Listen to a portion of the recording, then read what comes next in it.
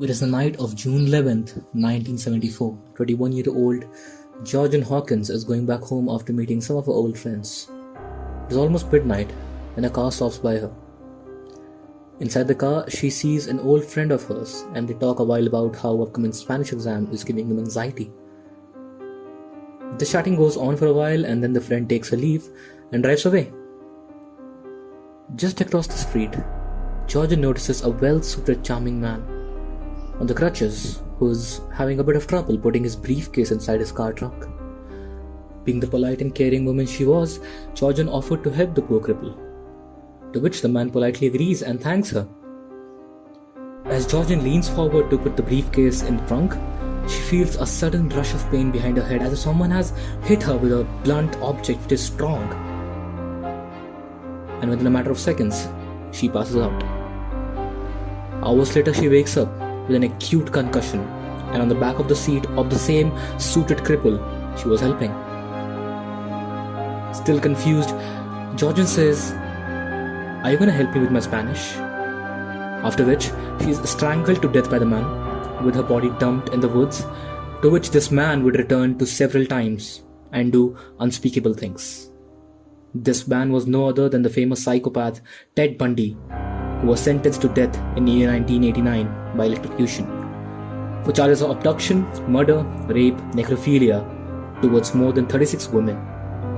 And the above description was one of the many that Ted Bundy gave to the authorities without any sign of remorse or guilt. All because he was a sick and twisted psychopath. Psychopathy is traditionally a personality disorder characterized by persistent antisocial behavior, impaired empathy and remorse, and bold, disinhibited, egotistical traits. But there is a catch, you see. Ted Bundy was definitely a psychopath, but not every psychopath is Ted Bundy. What that statement means is that in our society there have been people who have been psychopaths but were excellent CEOs, surgeons, lawyers, leaders, politicians, etc. And they never harmed anyone. But what's scary is they would not have minded harming someone if they had to. And the most terrifying thing is that usually nobody but a psychopath himself can determine that he is a psychopath. Psychopaths are extremely smart people who are master con artists. They easily hide themselves and their motives and blend in the crowd like jelly. Usually people like this become aware of their lack of emotions at a really early age and start using a phenomena called masking, where they constantly pick up personalities that will help them blend with the crowd around them.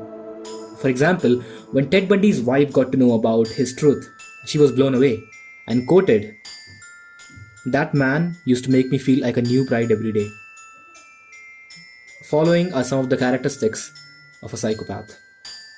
Number 1. Zero empathy. To a psychopath, nothing matters more than himself. He has no emotions and he fails to understand emotions of others too. He finds emotions useless and annoying and hence they have a zero sense of empathy. Number 2. Narcissistic overload. Narcissism comes hand in hand with psychopathy. As like every other emotion, the sense of humility is also non-existent in a psychopath. Famous psychopath killer, the Zodiac killer, used to taunt the authorities with encrypted notes, direct phone calls and postcards by establishing the fact that he is smarter than all and could never be caught. Which ended up being the truth, by the way. Till this date, nobody knows who the Zodiac killer was, and the code made up by him, the Zodiac code, took 56 years for us to decrypt. Which gives us the third characteristics, that is intelligence. Psychopaths are goal-oriented people. Everything they do is with a motive, and hence they spend almost all of their time focusing 100% of their mind to their goals, which often makes them experts in their fields, and hence are considered intelligent above all. Number 4. OCD. Being goal-oriented does not mean that their goals are huge and meaningful. Psychopaths usually suffer from obsessive-compulsive disorder, under which they can't help but obsess over a particular behavior or practice.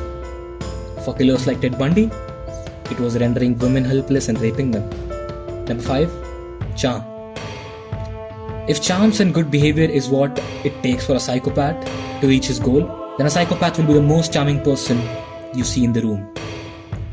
You see, psychopaths have a switch that they can flip to become or act in any way that they need. They lie effortlessly and so well that they are almost never caught. They can even fake crying or laughing just to blend in with the crowd. And many psychopaths are excellent in positions like surgeons, where they never lose their cool even in life or death situations, and can always maintain a calm composure. Similarly, in ancient times, warlords, soldiers, and kings who were psychopaths were often worshipped because of their brave feats and lack of sense of fear, even in the most dire circumstances. Not all psychopaths are violent. Many of them have lived their life like a normal person and have dealt with their lack of emotions with an appreciable restraint on themselves. But Ted Bundy had no such restraint. Ted Bundy was born on November 24th, 1946, and had a strange childhood where he believed that he was adopted by his grandparents and that his mother was his sister, because his mother never told him the truth due to being ashamed of the fact that she had him out of wedlock. Ted was handsome and was easy to talk to. He later admitted that he never really cared about making friends. He quoted, "I don't know what made people want to be friends." He used to do normal things like others, like going to church and dating women. But upon rejection, he used to have an unsuppressible urge to take revenge. He was a psychology student and graduated in the same from University of Washington in 1972. He even worked on the phones at a suicide prevention hotline center later in life, and became the assistant director of Seattle's Crime Prevention Advisory Commission. And as unsettling as that is, he even published pamphlets telling women ways to prevent rape. By this time, Bundy had raped many and would go on for several years. He used his charms and approachable appearance to catch his victims. He often wore a sling or used crutches to appear helpless and weak and gain empathy and trust of his victims, whom he often attacked while they were helpless. Many he suffocated in sleep, many he rendered unconscious with a hit on the head with crowbars, and many he simply stabbed. He chose young women, usually students, and attacked them with an object while they were sleeping, to either kill them or render them helpless, before sexually assaulting them. After being caught in 1977, Bundy chose to fight his own case and has gained access to library, from where he jumped out of a window and ran away. He was recaptured 6 days later, but he would outsmart the authorities one more time and escape, and this time for a long time. Using stolen vehicles and stolen food, he escaped to Florida, where one night he snuck in one of the Florida's university's hostels and would assault 4 women within 15 minutes, out of which 2 died. Bundy would even kill a 12-year-old shortly after, but was caught by a cop for driving a vehicle that was reported stolen. The cop who arrested Bundy had no idea whom he had captured, and on the way, Bundy said, "I wish you would have killed me." But the story of Ted Bundy still horrifies the mankind to the day. And the man was diagnosed with psychopathy, sociopathy, antisocial personality disorder, bipolar disorder, and multiple personality disorder, and was ultimately executed in year 1989 by electrocution.